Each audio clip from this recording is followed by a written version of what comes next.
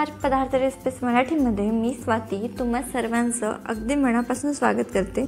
आपण बऱ्याच वेळा तोंडलीची भाजी आणतो, पण असे बरेच जण आहेत त्यांना तोंडलीची भाजी अजिबात आवडत नाही।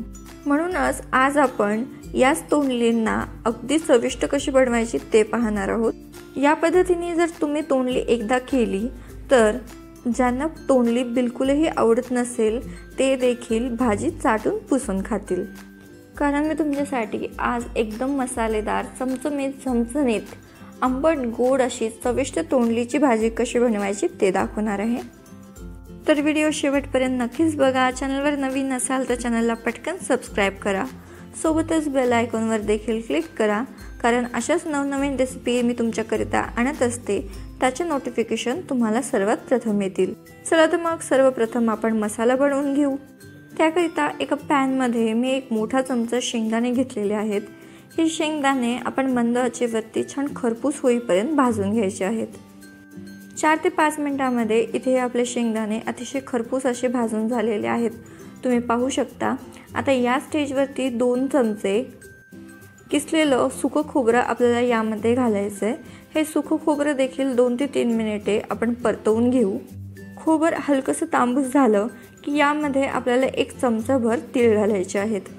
एक मोठा चमचा तीळ मी घातलेले आहेत आणि तीळ घालून सर्व साहित्य आपल्याला 2 मिनिटे आणखी खरपूस असे परतून घ्यायचे आहेत। इथे हे माझे सर्व मसाले व्यवस्थित असे खरपूस भाजून झालेले आहेत, तुम्ही पाहू शकता। आता हे मसाले पूर्णपणे थंड करून घेऊ। आता तोंडलीची भाजी बनवण्यासाठी इथे मी पाव किलो तोंडली घेतलेली आहे। हे तोंडली आपण 2 ते 3 वेळा पाण्याने स्वच्छ धुवून मग घ्यायची आहे। आता तोंडलीचे कॉर्नर आपण कट करून घेऊया। आता आपण भरली वांगी बनवताना जशी भरली वांगी कट करतो तशीच आपल्याला ही तोंडली कट करून घ्यायची आहे, पण ही तोंडली आपल्याला अर्धवट कट करायची आहे। या पद्धतीने तुम्ही पाहू शकता। तोंडली कट करून आपल्याला पाण्यामध्ये टाकून घ्यायची आहे, कारण तोंडलीमध्ये चिकटपणा असतो। तोंडली चिरून पाण्यामध्ये टाकल्याने तो चिकटपणा निघून जाईल। आता याच पद्धतीने सर्व तोंडली आपण चिरून पाण्यामध्ये टाकून घेऊया। ही तोंडली मी 20 मिनिटे पाण्यामध्ये अशीच भिजत ठेवलेली होती। आता याला एका गाळणीवरती काढून घ्यायचं आणि यामधील पूर्ण पाणी आपल्याला नितळून घ्यायचं आहे। आता इकडे हा आपला मसाला देखील थंड झालेला आहे। या मसाल्याला आपण एका मिक्सरच्या भांड्यामध्ये काढून घेऊया। आता मिक्सरला हा मसाला आपल्याला अगदी बारीक असा वाटून घ्यायचा आहे। तुम्ही बघू शकता मिक्सरला हा मसाला बारीक असा वाटून घेतलेला आहे। आता यामध्ये 7 ते 8 लसणाच्या पाकळ्या, अर्धा इंच आल्याचा तुकडा आणि 1 हिरवी मिरची चिरून घालायची आहे। सुक्या मसाल्यामध्ये मी यामध्ये 1 चमचा काश्मीरी लाल मिरची पावडर घातलेली आहे, याने कलर सुरेख येतो। एक अर्धा चमचा आपल्याला घालायची आहे लाल मिरची पावडर, एक अर्धा चमचा घालायची आहे हळद। या स्टेजवरती आपल्याला भाजीसाठीचं मीठ देखील याचमध्ये घालून घ्यायचं आहे। 1 चमचा मीठ मी यामध्ये घातलेला आहे आणि प्रत्येकी 1.5 चमचा आपल्याला भाजलेल्या जिऱ्याची पूड आणि धनेपूड यामध्ये घालायची आहे। आणि सर्वात शेवटी भाजी आपली छान झणझणीत व्हावी याकरिता अर्धा चमचा काळा मसाला मी यामध्ये घातलेला आहे। सर्व मसाले आपण चमच्याने एक वेळ मिक्स करून घेऊया आणि मुठभर बारीक चिरलेली कोथिंबीर देखील आपल्याला यामध्ये घालायची आहे। आता सर्व साहित्य आपण परत एकदा मिक्सरला छानपैकी फिरवून घेऊ आणि इथे आपला चविष्ट मसाला बनून तयार आहे। तुम्ही बघू शकता मसाल्याला कलर आणि टेक्स्चर किती सुंदर आलेला आहे। आता मसाला तोंडली बनवण्याकरिता इथे आपल्याला 3 चमचे तेल कढईमध्ये छान तापवून घ्यायचं आहे। तेल छान तापलं की यामध्ये आपल्याला तोंडली घालायची आहे। तोंडली आपल्याला व्यवस्थित पाणी नितळून मग घालायची आहे। आता ही तोंडली आपण तेलामध्ये छान हलवून घेऊया। आता झाकण ठेवून 5 ते 7 मिनिटे ही तोंडली आपल्याला व्यवस्थित अशी तेलामध्ये फ्राय करून घ्यायची आहे। 5 ते 6 मिनिटांमध्ये तोंडली हलकीशी फ्राय होते।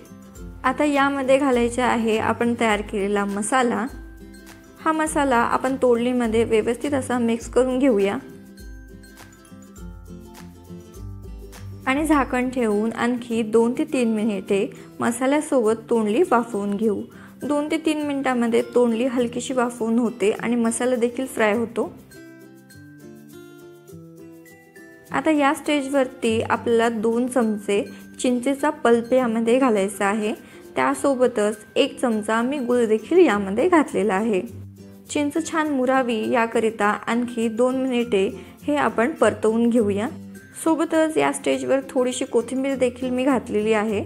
भाजीमध्ये कोथिंबीरचा भरपूर वापर करायचा, जेणेकरून भाजी छान खमंग होते। आता 2 मिनिटे झाकून तोंडलीची छानपैकी वाफ काढून घेऊया।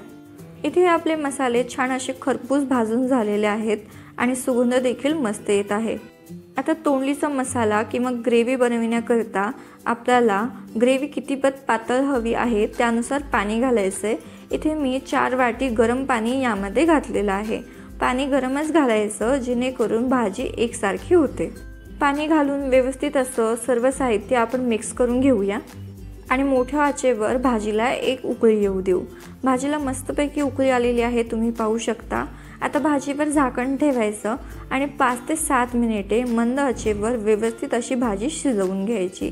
5 ते 7 मिनिटांमध्ये इथे आपली व्यवस्थित अशी भाजी शिजवून तयार आहे।